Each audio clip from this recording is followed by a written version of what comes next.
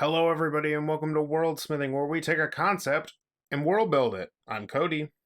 And I'm Joe. Oh boy, that was an energetic opening.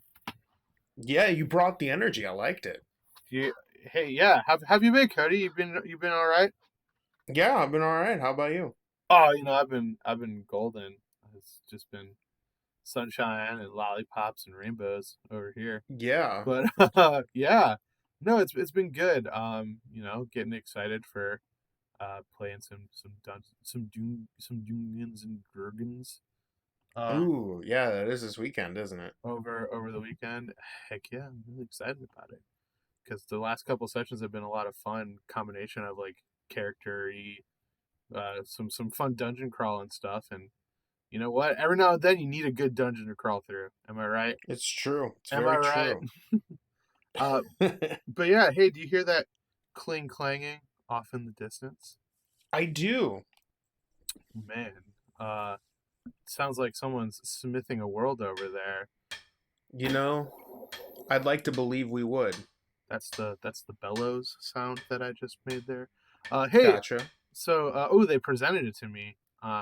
They said, "Here, Joe, smith this," which is a weird way that a forge works. But in any case, uh, the prompt this week is create a world smithing for um, a magic free setting. Okay, so I have written up a little thing here, um, and it is um, the a series of accounts from the Department of Planar Investigations. So DPI log day 5. Honestly, it just doesn't make sense. All of the worlds that I have visited, there's some connection to the energy that we all tap into, that helps to drive us even if we can't access it. There have been some odd ones for sure, and in some places, the energy is higher, or looks different, or feels different. I remember one world where even a simple sparkle from your fingers felt like lighting a gigantic flame. And yet here there's nothing. I've been to worlds where the energies of the gods is limited. I've been to worlds where music, words, and art don't carry the same weight. Some worlds have been covered in tall buildings, creating a disconnect from the energy of the forest. And yet here there is no color, no hums or ebbs or flows. And yet, strangely enough, there is still life. Perhaps the energy I've spent my life studying isn't the most important thing to creating life and moving us forward. The people can seem content enough, living their lives without connection to the energy, and yet it seems like there's an overwhelming feel of gray, bland, nothingness. DPI Log 7. Found a building in pretty deep ruins. Not much, but I did see the word Academy on a thrown stone.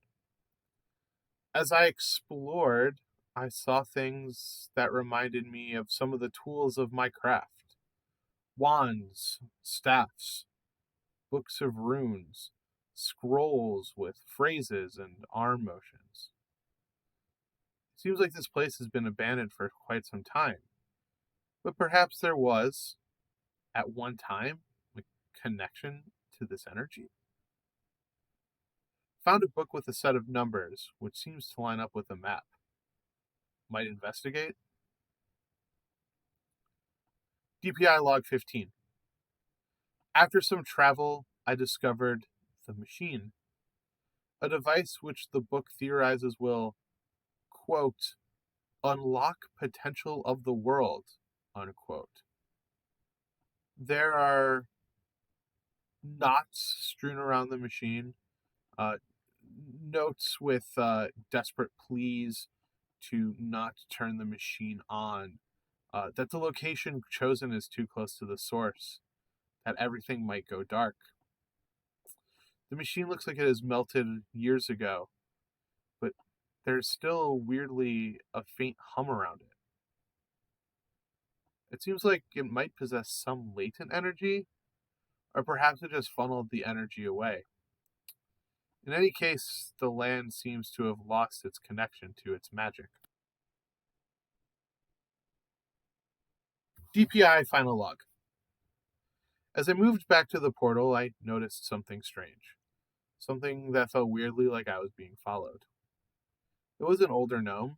She was probably close to 450 years old by my estimation, with a warning. We thought we could harness it, she said.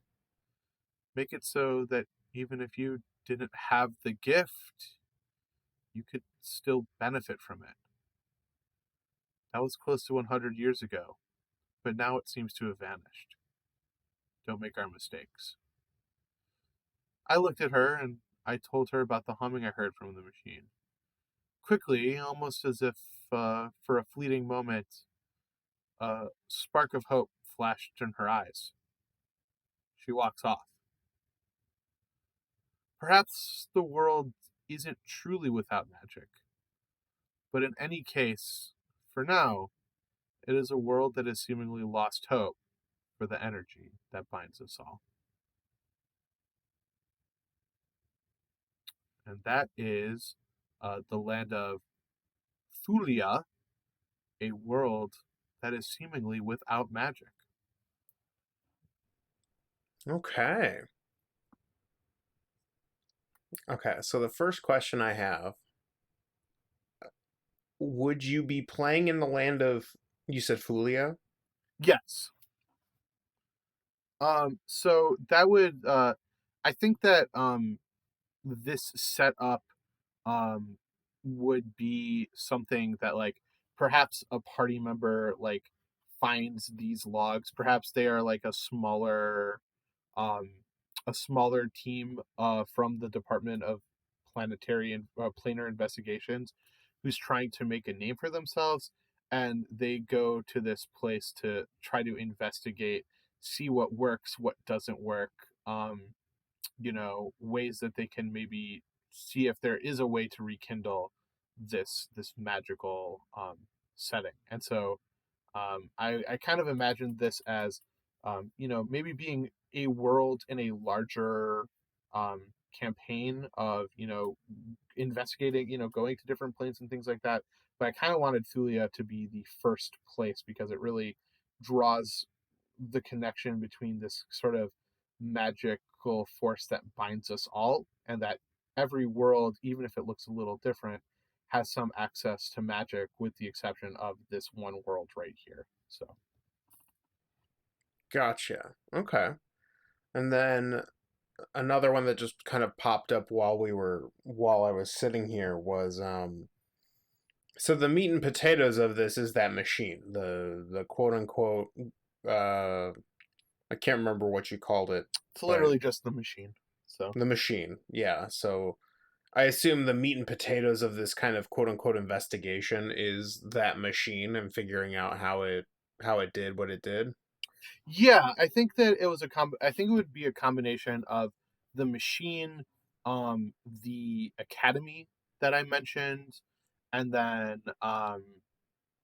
sort of I tried to leave it vague enough in such a way that like perhaps the machine has been was a storage vessel, as opposed to it just kind of like drilling and letting it just all kind of like escape out into the atmosphere, into the nothingness. Um and so basically that was it, right? Is like I haven't decided one way or the other yet, and if is this world truly without magic? That remains to be seen. But at the very least, it seems like the people who live here have lost their ability to access it in any meaningful way.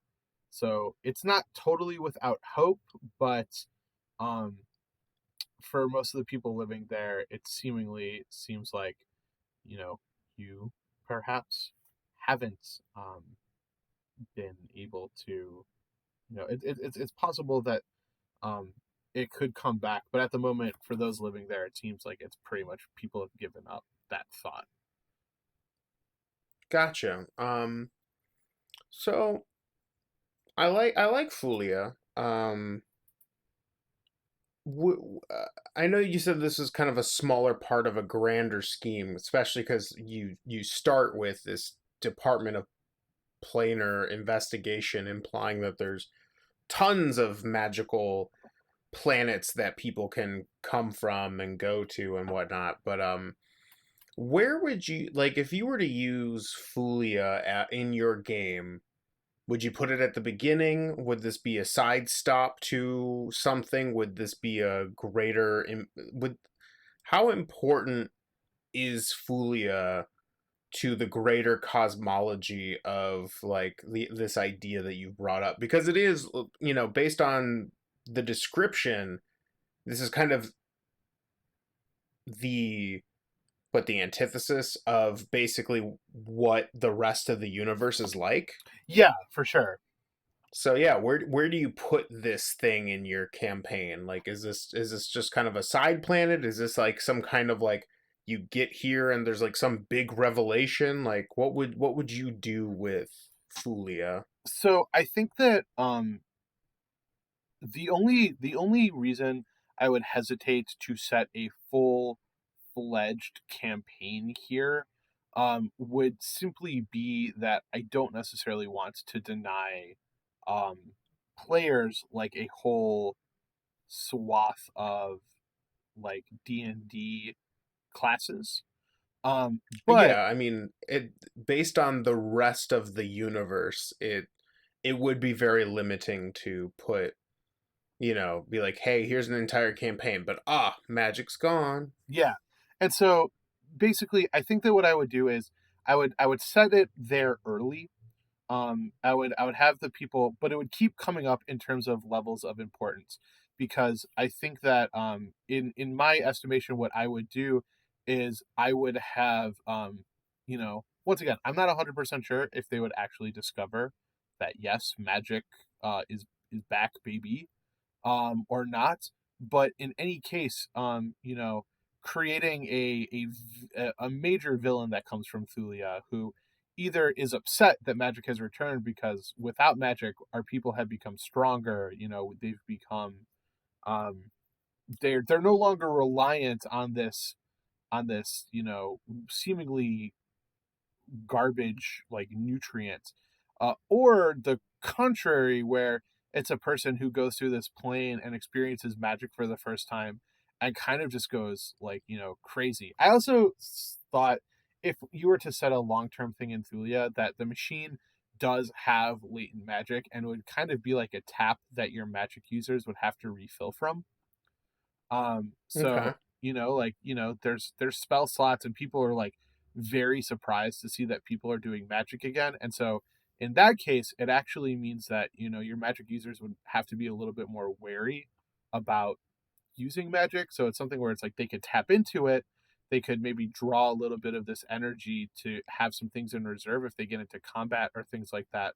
But it really makes them think through when to use spells. Like, do you use a spell in a crowded area? Do you use a spell to charm someone or things like that? Because you know there's a couple potential things that could happen, which is either people freak out because it's been so long since they've seen magic that it's like, do they, does this draw undue attention or harm to your party?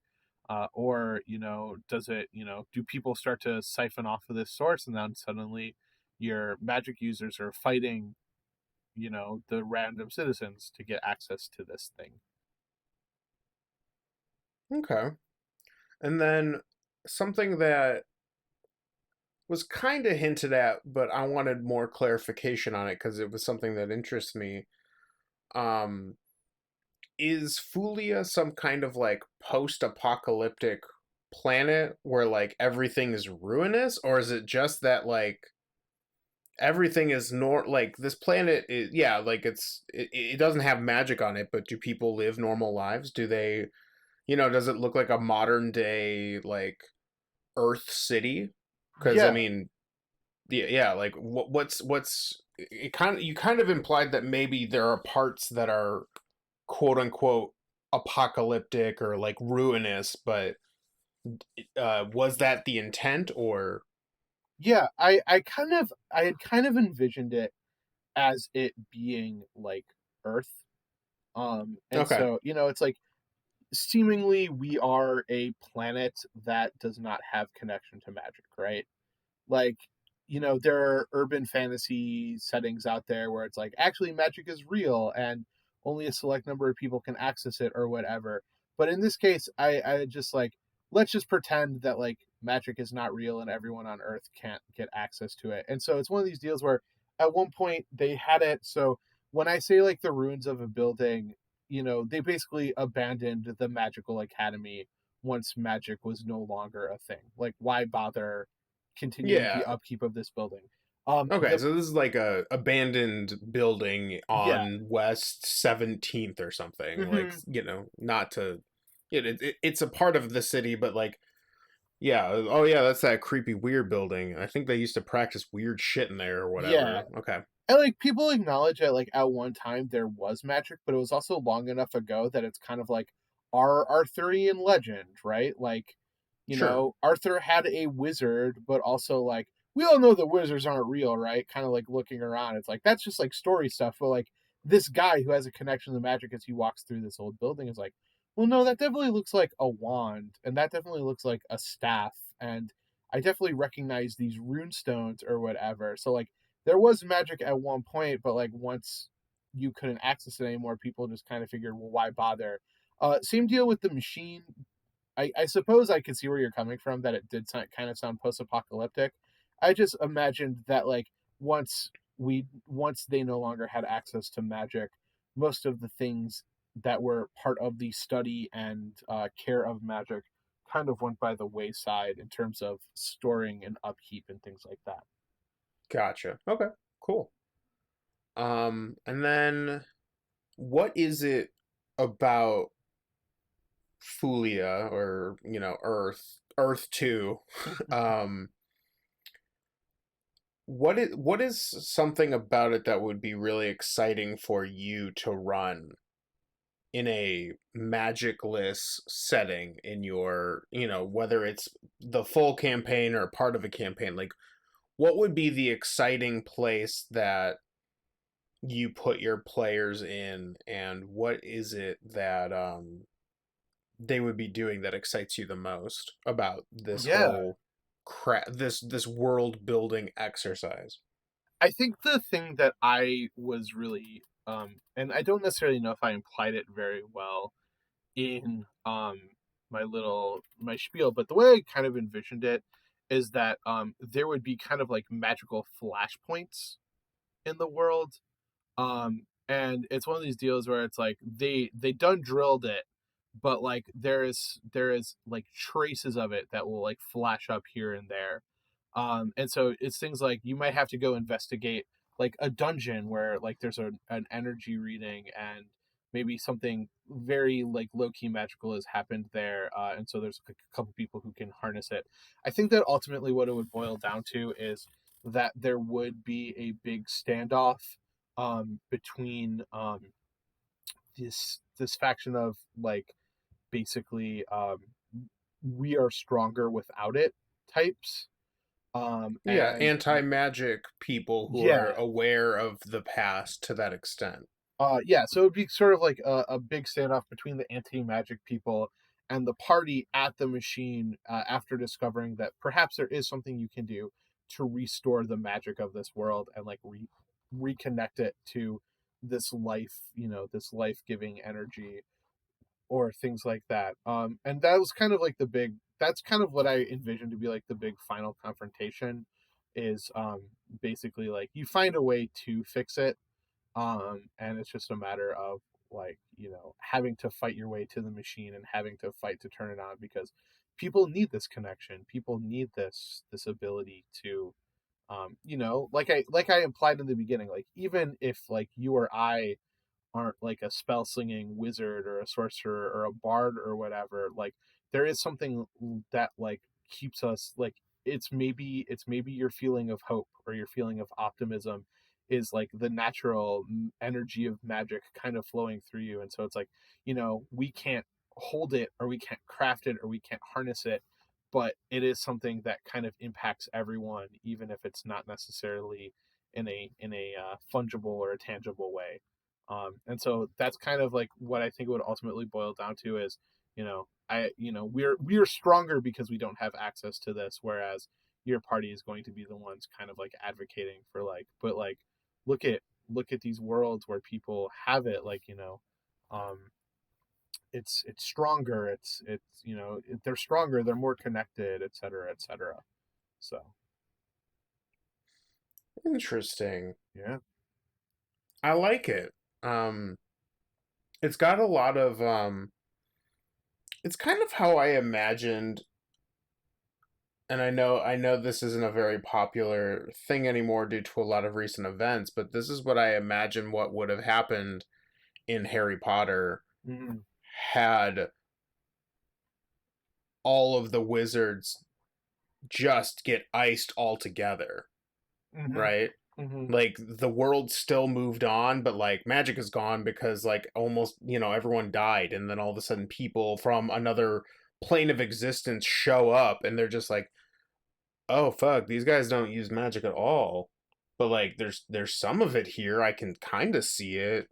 Like, you, when I was first kind of writing this, I had taken a completely different approach to it, and I ended up not really liking it and deleting it because it was kind of a thing where it was a magocracy turns into magic is illegal and not necessarily magic doesn't exist. And I thought that there was something more interesting about magic doesn't exist versus magic being sort of this like outlawed thing, mainly because I wanted to imagine like what does a world look like where there is still fantasy stuff, there is still dwarves and elves and gnomes and centaurs and creatures like that, but there is nothing fantastical about it. I think I've said this before on this show and on other shows, is like I've always been really fascinated about like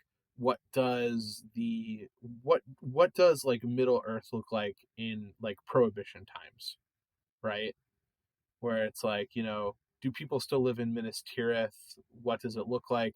Are we following, like a private eye elf who like, hates the low hum, like the low blue hum of like the arcane lamps that are sitting through the city streets.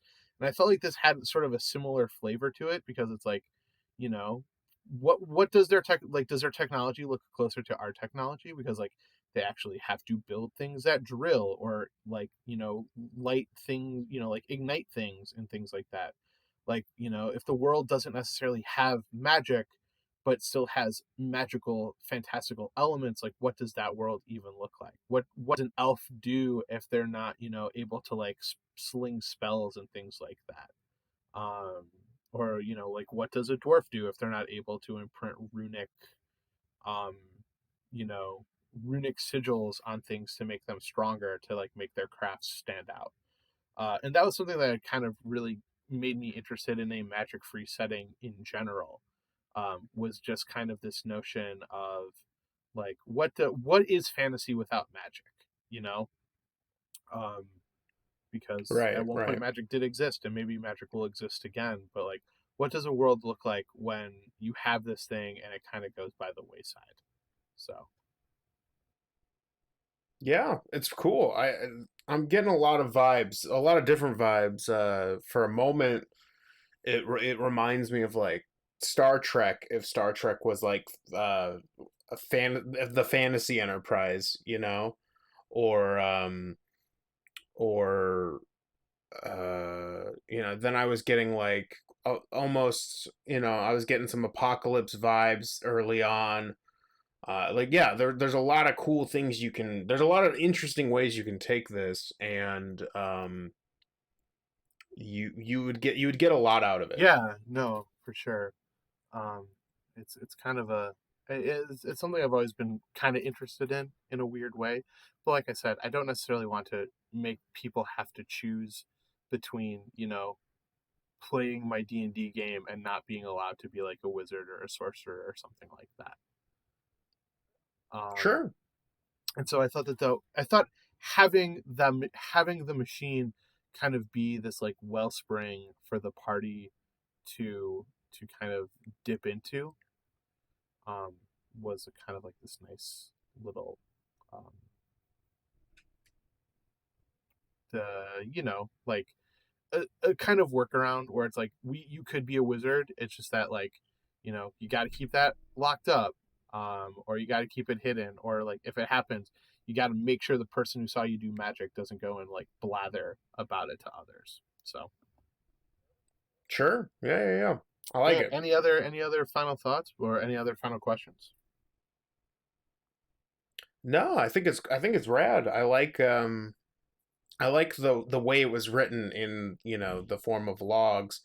And then I also just liked the general I liked the general tone of like people don't use magic here, but like, and there's a story there that you can uncover, but we need to play to find out. It's a very cool, like if you were to hand me this log as like a written document and be like, "Hey, I've got an idea for a game.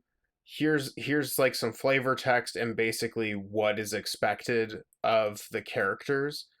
I would be on board. This sounds dope as fuck. Yeah. Well, thank you. I had some fun writing it. This was a cool one. So hey Cody, I have a quick question for you. If Yeah. people like this episode and they want to learn more, where's a place that they can learn more? They can go to our website at www.fandomroulette.com, where all of our episodes are going up as they hit the internet. And along with a bunch of information about us and the other projects that we're working on, you can scroll all the way to the bottom right below this or right above the social media links. And if you have a world-smithing topic, some vague idea that you'd like us to kind of run away with, if you will, and world build it into a tangible game for your tabletop role playing night, you can fill it out there. And hey, if people want to listen to the episodes, but they don't necessarily use the same podcasting apps that you do, where are some places that people can go to find episodes to listen to our show? We are on a lot of places on the internet. We're on YouTube, iTunes, SoundCloud, Spotify, Stitcher, you name it, RSS feeds. All you got to do is search Fandom Roulette. And hey, if are there any social media accounts that people can go and find us and say hey, or send us a funny meme, or check in to see how we're doing, or leave a comment how they think we're doing, or things like that? Where's some places that they can do those things? Yeah, we got a couple. If you are Twitter savvy, we are fandom r underscore podcast. And then if you're more of a Facebook or Instagram user, we are also on there posting memes and having a good time. Just search Fandom Roulette. Also, please remember to like, rate, review, and subscribe. Click the bell. Do all that stuff.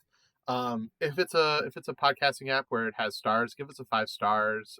Leave us a fun review or something like that. Anything along those lines helps us to move up the ranks, get into other people's algorithms, and gets us, into more people's, pod feeds and things like that. And that allows us to keep making this fun stuff for you and others. Um, but in any case, we want to thank you so much for listening. We ask that you share this with a friend if you think it's something they enjoy, or just listen to some of the other episodes we've made as well. We know there's a lot of stuff out there for you to listen to and engage with and listen to and talk about.